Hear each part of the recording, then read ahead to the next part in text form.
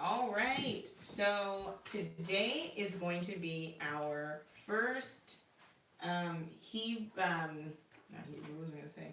Our first Shabbat class for children. And so we're doing this class because we have a women's class, we have our general class, we have a men's Shabbat class. We don't have a class for kids and young adults. So if you are tuning in and you're tuning in later, you can go to herroyalroots.com and you can download in the teaching section the handout for today's Shabbat class. So today we're going to be looking at excuse me, children. We're going to be looking at what do I do now that my family are Hebrews? That wasn't a question. So the reason for this lesson is because either you have family that are Hebrews, your parent is a Hebrew, or you are learning the new way of Torah, and sometimes it's difficult, right? So the reason why I put together today's lesson, Ari, you, scoot over that way. So one of the things we're going to learn in the series on children's Shabbat classes is kind of classroom management, because when you get different age groups into a classroom, it can be a little difficult trying to monitor and keep the attention span of all the different ages. So the lesson today for you guys will be fun for you guys, interesting, and you got the younger children will also have something to do. So for parents that have younger children and who younger children, older children who are going to participate in the lesson, the download that I have on the website is actually a picture of the character that we're going to discuss for today. So it does kind of look like O'Shea, doesn't it? We're going to discuss the character Samuel.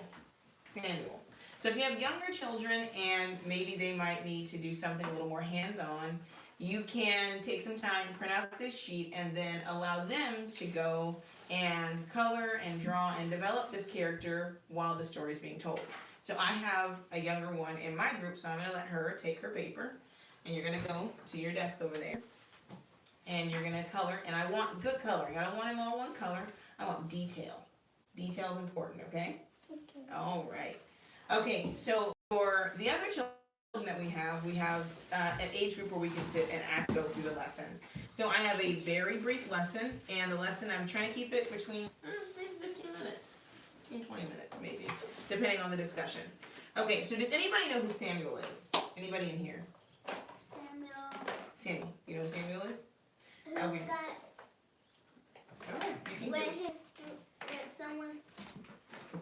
When he came a king? Nope, Samuel's not a king. Anybody else want to take a guess? Ryan, I need you to sit up. Crisscross applesauce, thank you so much. Anybody else want to take a guess on who Samuel is? Okay, so Samuel is a pretty important character in the Bible. He actually has two whole books, of the Bible named after him. Okay, so it's pretty important. Somebody we should know.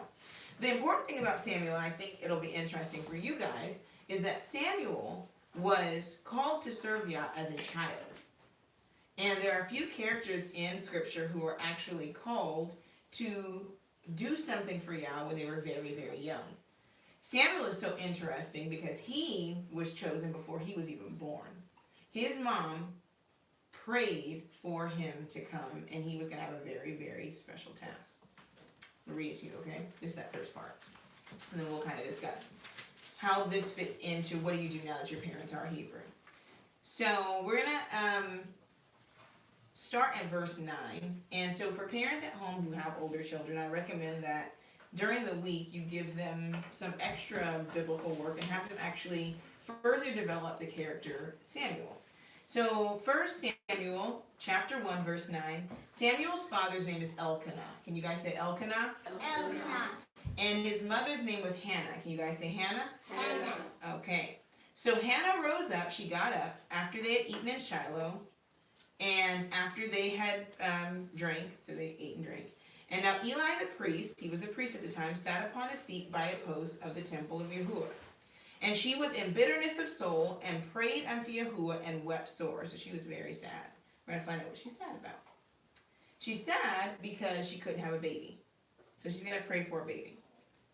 So verse 11 says, and she vowed a vow and said, O Yahuwah of hosts, if thou wilt indeed look on the affliction of your handmaiden, and remember me, and not forget your handmaiden, but will give your handmaiden a man-child, then I will give him unto Yahuwah, and all the days of his life there shall no razor come upon his head.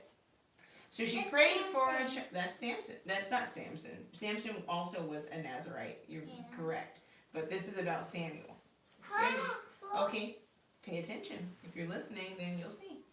So Samuel, and I already kind of told you, was going to be like Samson. Does anybody know anything about Samson?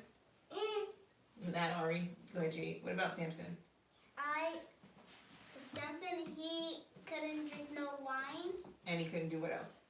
He couldn't cut his hair. Correct. So Samson couldn't drink any wine or eat anything from the grape, and he couldn't cut his hair. So Hannah's prayer is similar. Samuel is going to be a Nazarite, which means he's going to grow his locks really, really long. He's never going to cut his hair, and he's going to serve Yah all of his life.